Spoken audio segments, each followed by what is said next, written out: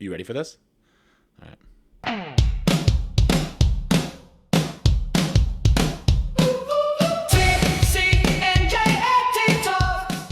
The statements issued by hosts, co hosts, guests, and anyone else appearing on the show do not reflect the stance of the College of New Jersey or the NJDOE OSE. Please use your professional judgment when implementing strategies and resources within your practice.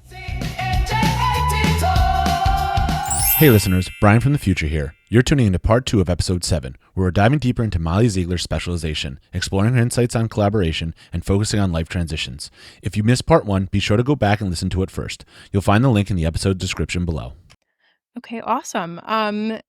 Great conversation. We're gonna go a little bit more into that. So you work with individuals with traumatic brain injuries and other brain-based disorders. Um, what are some other unique challenges? I know you were kind of talking a little bit about this before. Challenges that these individuals face when it comes to communication, and how does the use of AT and AAC help to bridge that gap? What an awesome question. Please always also stop me if I get too long-winded. I cannot tell No. how I'm talking or not talking. So, um, I think, um, uh, to start kind of a lot of repetition of what we already said, but like these individuals with like complex communication needs, or multiple disabilities are totally have historically been like on the margins of society, of maybe their of any environment they're in, really, if from a like, oh, we don't structurally really have things in place to know how to include you. We don't quite, maybe people don't understand how to include somebody. And so I think like the concept of like interdependence, which is like that, um, it's good to explain because I feel like I keep using it, but that every single person, there's not a person on earth who's fully independent. We all kind of have different scales in different areas of like what we do independently and on our own and what we need like social support, help with. And that's literally true of everyone. So everyone's on different scales there. Like household chores, I am up there of like, I need a little more help. I need some support and guidance. But that concept, I think that framework really gives a lot of acceptance of kind of like the unchangeable things about these individuals like disabilities of like, oh, if someone has this, they might always be interdependent in this area. And that is beautiful and that is okay. And we can celebrate everything about them. So I think that kind of like acceptance piece um, unlocks a lot of um, how we view these individuals and and I think to bring it back to AT and AC, as you asked about, like when we give them a voice, a way to participate and engage, a way to express themselves, like take the time to again expose them to different things they might be interested in. That's when we give them the chance to like be celebrated by other people, be included, be celebrated. And I think yeah, AT and AC just like does that for them. Definitely. And like you said, like building that structure and, it's not just about the tool, it's about like the whole system Hmm. that you build, for individuals to help facilitate the use of that tool. Hmm. And I really like what you said about um, how, you know, of course, we want to promote as much independence as possible, but the acceptance that interdependence is okay and wonderful and beautiful as well. Hmm. Um, and sometimes that, that's going to be a reality for some individuals. Yeah. And, accepting that and seeing how we can help support that the best that we can. So can you talk a little bit about how you train families and caregivers on some proactive and reactive strategies for regulation, pain management, and self-advocacy? I know, I don't think you mentioned it, but you did do a training. Can you talk a Yes. little bit more about your special training? That would be awesome. Yes. So I do have kind of like a training that goes over the work that I've done here. And I've actually worked very closely like with a the client I was referring to earlier, actually, to who kind of helped me break ground on this of like making sure that every individual has a like light tech or no tech or just a method that every single person on their team, caregivers, families, like understands that when they're in distress or uncomfortable or showing signs of any of that, that A, they know like what the signs are. They know then like what is most likely going on depending on the context and how to help. And it kind of ranges in different like depending on where the person's at where they're with the individual's at with their communication of like, oh, I can listen to choices and tell you exactly what body part's happening to, oh, I'm still totally learning how to self-soothe. So actually just need a list of like things that might be going on so that you can go through them and tell me about it while it's happening. So we kind of made a system of how to like figure out where someone's at, assess that, and then like what can that action plan look like when someone is uncomfortable, depending on where they're at, A, with their communication, and B, depending on what where their regulation and comfort's at in the moment. Um, and so implementing that or bringing that to caregivers and families has been like so interesting, such a challenge. And like the challenge again is time. And it is like Yep.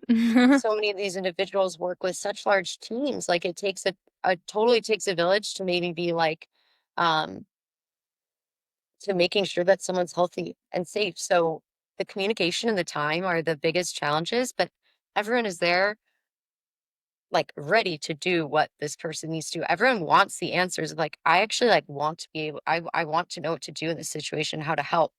Um, so a couple things with that is like I like to take the time to get to know the person that I'm trying to train just a little bit, like you break the ice, you like talk about how they learn. Like, do you want to watch me do this? Do you want to like kind of read about it while you're watching me? Do you want to just jump in and try it? And I think making space for caregivers learning styles too is really powerful because it's shows everyone that this is a process. Like this is hard for us to learn too. And it takes time to learn. And like Mm. we need to make sure we're matching that with the people who are trying to learn it too. You need videos, what do you need? So I like to take the time to get to know them and ask them those things to do it and just provide as many options, especially for large teams who it's like, well, here you go, I hand out a video and like come and watch me anytime. So people get that information over and over. Um, and so what I've done this particular individual I've worked with, like we made a like what we call a problem solving book that when she was like feeling comfortable and fine, we went through like, hey, let's like write down like the main things that what's what's usually bothering you. Let's put them into categories of like physical pain, big feelings, overstimulated like with something in the environment, and kind of create a flow chart that is written by you, chosen by you, the words are chosen by you, the orders chosen by you. Um, because you are the one who knows what works for you. And then no matter who's with you, nurses, family, we're all following the same flow.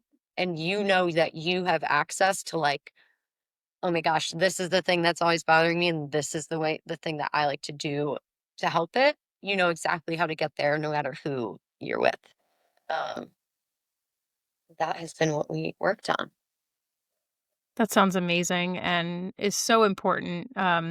Really making that that information as accessible to the individual and the caregivers around them. That's really just so important. As a fellow SLP, um, I know when we worked together at the school that we worked at, and going beyond um, into your home practice, you put a lot of emphasis on collaboration with families, with other related service providers, with educators. Could you talk more about your approach to this team model and how that creates a holistic support system for your clients? Yeah.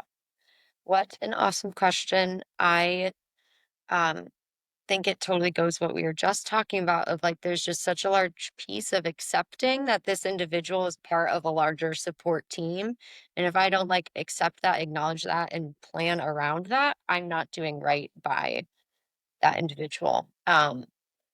So oh my gosh, especially I think like from a more just like person to person standpoint, I have a lot of success with and like just find the teams that gel the best when I approach situations really curiously and like two OTs, two PTs. I'm just like, hey, what's like the biggest thing you're working on right now that I know that I can be kind of carrying over into my session? Like, what's like, if there's one thing I should be doing, please tell me.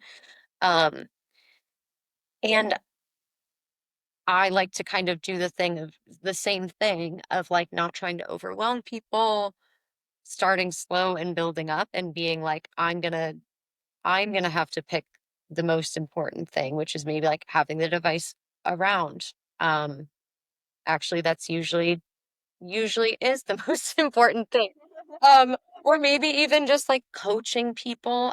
We start a lot of places again, especially if you're someone who is uses partner assisted scanning or doesn't have a direct access method of just like coaching people on like how to interact with um a student and like how to provide opportunities for them to participate or how they might like as simple as like, oh, this is what it looks like if they're like interested in something.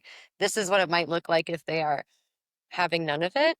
And so just like Right. starting Yeah. as small as you need to, depending on who you're working with, or like for PT, it might be most important for me to like collab with that PT on like these are what me and the parent everyone has noticed like um this is kind of more of a pained look. This is kind of more of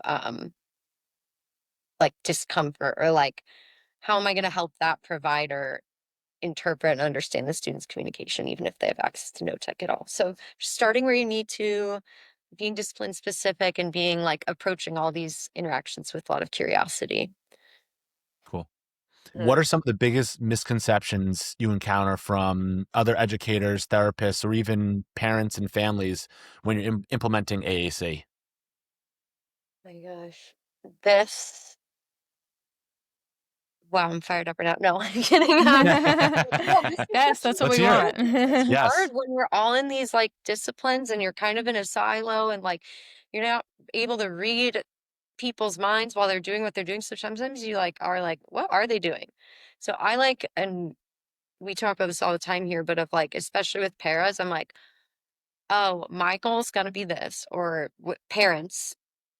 parents paras. I'm like, hey, my goal's gonna be this, or maybe I might be switching back and forth between like, um, do I want them to be initiating or do I want them to be, um, focusing more on the accuracy of the specific word and the thing it's associated with?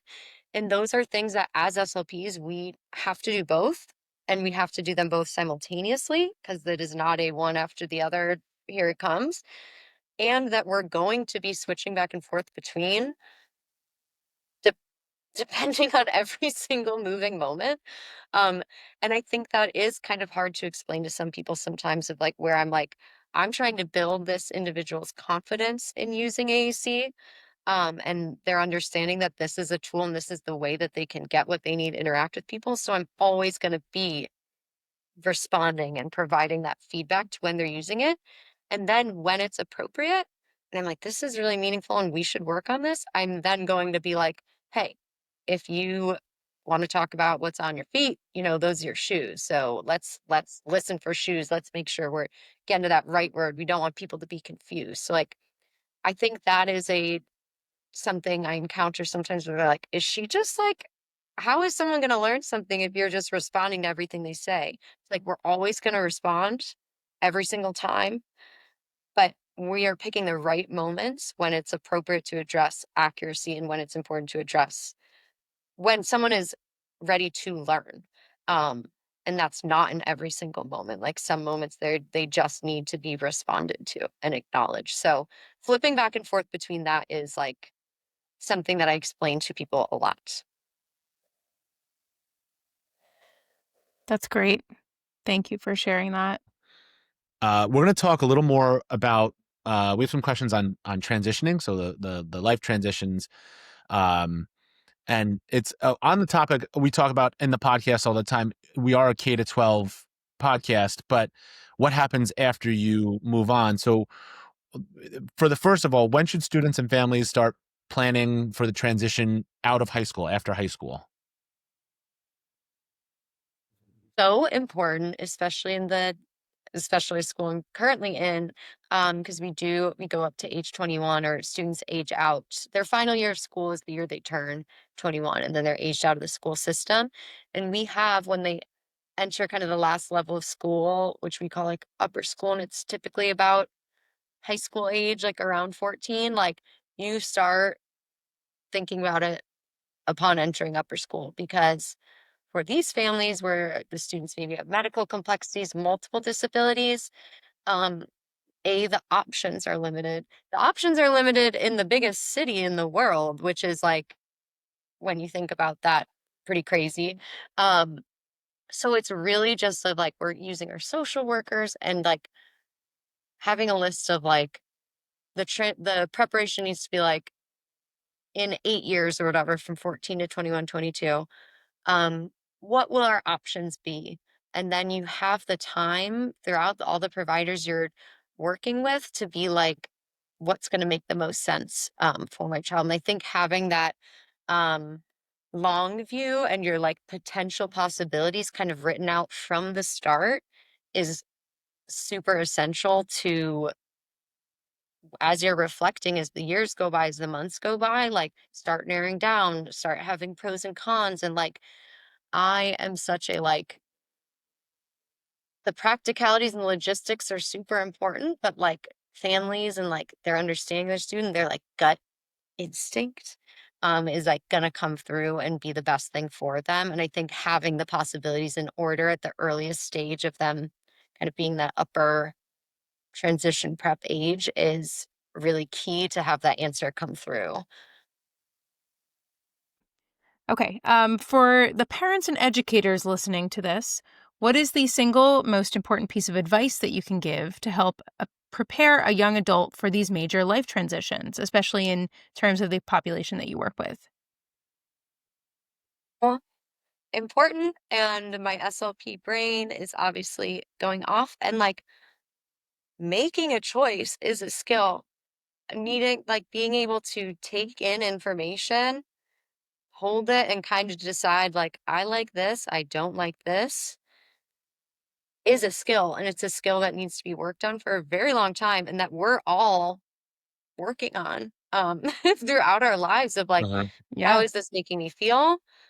What are my opinions on that? Like that's it. Those are very like internal processes.